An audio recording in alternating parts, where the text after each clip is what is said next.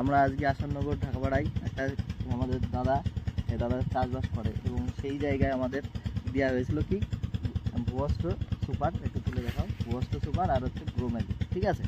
তো এটা কতখানি দেওয়া হয়েছিল, 8 কাঠা জমির উপরে, তাই তো 8 কাঠা জমির 800 গ্রাম দেওয়া হয়েছিল এবং তার রেজাল্ট কেমন কী এসছে এই দুটো মিক্সিং করে, ঠিক আছে।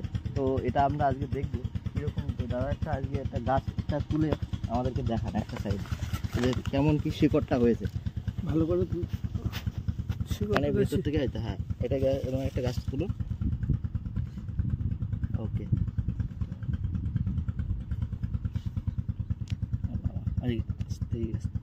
অনেকটা গভীরে চলে গেছে যেহেতু, তাও ছিঁড়ে গেছে অনেক, মানে পুরোটা মানে মাটিটা শক্ত যে কারণে এটা হচ্ছে ছিঁড়ে গেছে। অসুবিধা নেই, গাছ লাগিয়ে দেন, তাহলে হয়ে যাবে, অসুবিধা।